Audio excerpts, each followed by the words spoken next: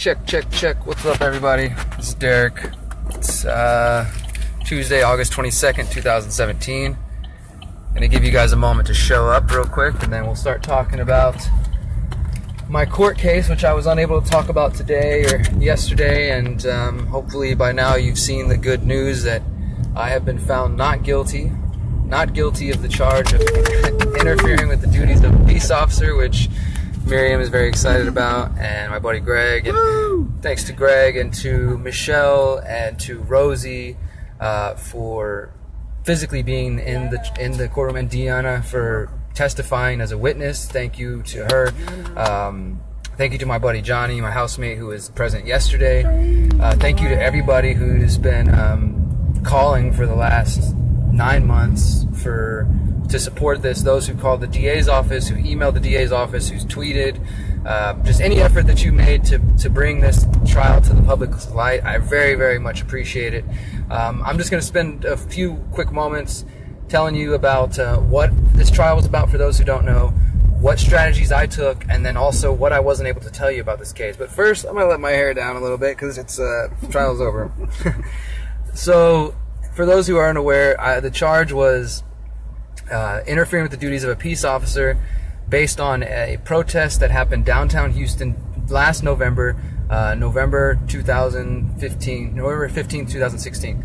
And I was there documenting the protest. Everything was peaceful, but at the end of the protest, I basically witnessed HPD officers grab a man and throw him to the ground, and things escalated very quickly.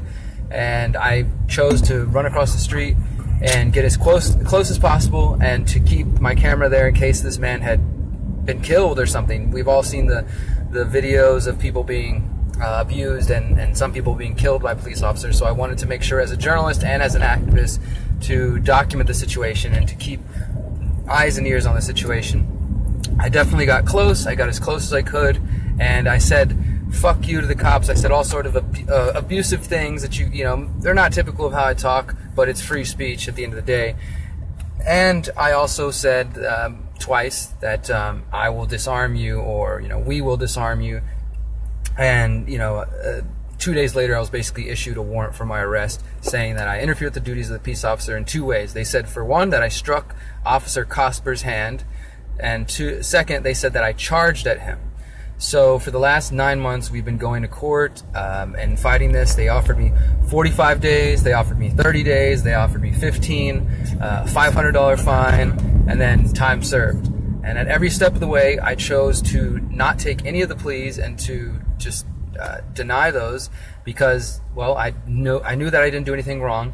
And also, for those who are aware of the movement, sort of never taking a plea, the basic idea is that if the cops or anybody tries to hem you up for whether it's a traffic ticket or something, obviously if it's bigger charges, it's a little bit harder to say, well, just don't take the plea deal. But essentially, the state always pressures people into taking the plea deal because they know we got to be at work, we got to be at school, we don't have time, we don't have the money to dedicate to fighting them.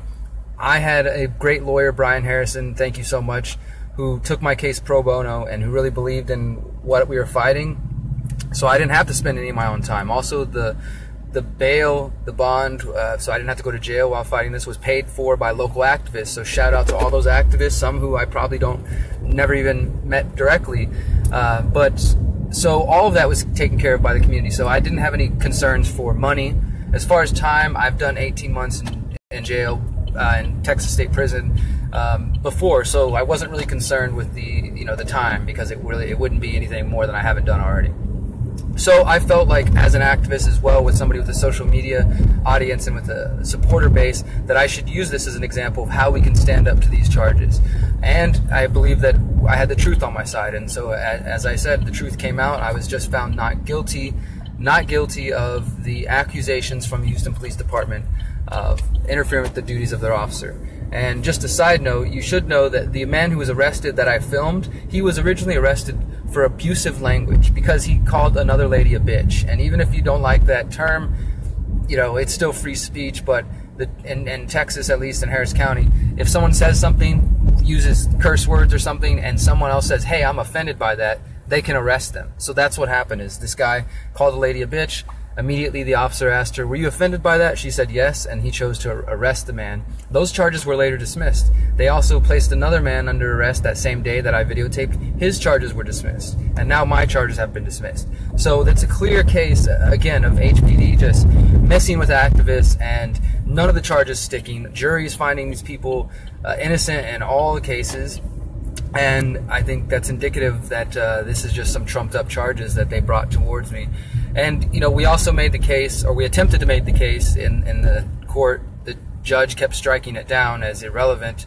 That this is the end result, or the latest result, of a long line of HPD harassment. I've been an activist and active in this city for 7 years.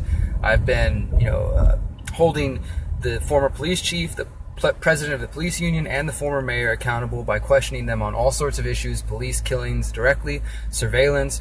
I've been used as a source in Fox News and the Houston Chronicle on surveillance. So I've done my homework as an activist and as a journalist and confronted these people, and they know that. They know me as on my first name basis, and in the police report itself, they wrote well-known activist Derrick Broze. So they know who I am, they know about my work, and I believe this was just an excuse to mess with me and to try to, slow me down and put me behind jail for a small case, So although this was a misdemeanor case, they did use my past record. They brought up the fact that I have a felony that was, originally I was arrested in 2005. The felony wasn't secured till 2008. They brought that up as if something that happened to me 9 and 12 years ago is relevant to who I am today. And they definitely tried to make this a personal thing. So while this was a misdemeanor case and it's relatively, like I said, the time's not that heavy, it still was a clear-cut case of them trying to target me, trying to focus on me, and to make this as difficult as possible. Without getting into too much speculation, and yes, as Ronnie's pointed out, we also know that HFT, the Houston Freethinkers, have been monitored for at least 5-6 years. I've done the open records request and found them specifically mentioning my name. I mentioned all this. For those who haven't seen, on theconsciousresistance.com, you can see there's a article called "I am being targeted by the Houston Police Department," and a lot of this background is already there. So please just check that out if you want to know the details. And I want to say this, that the Houston Police Department, they brought up the Conscious Resistance. They're saying, oh, the Conscious Resistance YouTube channel. So now the Conscious Resistance and my work has been mentioned on the public record, is on legal record, which I think is kind of interesting. But just for those of you who follow my work, just be aware, this is how it happens. I mean, they follow my Facebook. I'm sure there's an HPD officer right now watching this, or at least watching it later tonight. They follow my YouTube channel, they follow my website, they follow my Facebook and my social media presence. And because of that, this is an important point I didn't get to mention until yesterday, or till now. They specifically mentioned that he has a large social media following, and he might post on social media, and that could potentially influence the jurors. So they ordered a gag order for me. Up until right now, I haven't been able to tell you any of this. So when things started yesterday, they specifically said he shouldn't be able to post. Don't let him post on the contents of the trial or anything other than just to say we're in trial. So I was in Dallas a couple years ago for journalist Derrick Broze's trial, and they did a very similar thing. They issued a gag order and said he's a journalist, he might influence the outcome, so they put a gag order, which is bullshit. So even on a misdemeanor level, they issued a gag order and said that for the duration of the trial, I could not discuss and tell you guys this. I couldn't even say, by the way, I'm not allowed to tell you anything. So that's how it goes. And thankfully, though, we had a jury of six people. There was, for those who care, it was basically people of color. It was 4 black women and an Asian gentleman and another lady. I don't want to speculate as to what her race or ethnicity was. Those sort of things sometimes do play a role in how a jury finds one way or the other. Let's just say that, especially when you're talking about a situation that involved Standing Rock protest. It involved a Black Lives Matter activist, is the original person who was being arrested that I filmed. So all these different elements came into play. And again, my lawyer, Brian Harrison, just did a great job of making the jury aware that this was about free speech, this was about political speech, And this is about them focusing and trying to target me. At no point could they prove that I charged the officer. At no point could they prove that I struck the officer. So it's all on video, it's all on record out there. I have no shame in what I did, and now I can speak even more freely and say this. I did say I will disarm the police. I'd made no attempt to grab his gun, and I wouldn't have done so. But everybody who's listening to this now, who's very thankful that I'm free, the reason I said that, for those who are wondering why I said that we should disarm the police, is because I believe that we need to get to a place in the future where our communities can take advantage of these situations and defend ourselves. We need to actually be able to not just react, and as I did, and just film or yell at the cops, but get to a place where we use this concept of freedom cells to actually start organizing and say, you know, push the police out non-violently and say, hey, you're not going to make this violent arrest, or CPS agent, you're not going to take our kids, or IRS, you're not going to come take this person for not paying taxes, or ICE agents, you're not going to take this illegal person, and on and on and on. And we actually stand up and we defend ourselves. Not killing cops, I'm not talking about anything crazy like that. I'm saying that if we were more coordinated, if I had my freedom cell out there, then we could have approach the situation better, as opposed to me just one individual running in there on my own and having to deal with the situation. And then,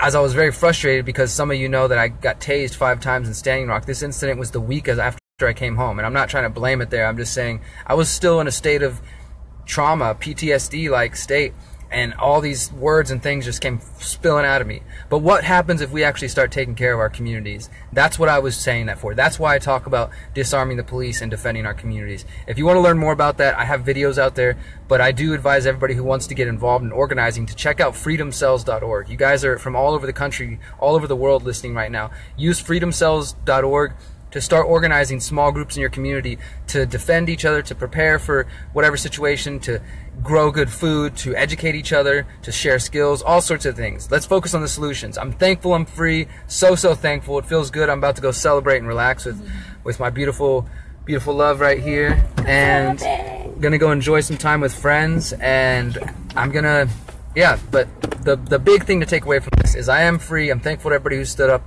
but these situations will happen again. We will have cops abuse people on the streets again, and we need to think about how we're going to handle these situations and what ways could we organize better to avoid this from happening. So thank you guys for paying attention. Thank you to everyone who called and who's continuing to support me. I'm a free man for another day, and go enjoy your day as I do mine. Remember, you are powerful, you are beautiful, and you are free.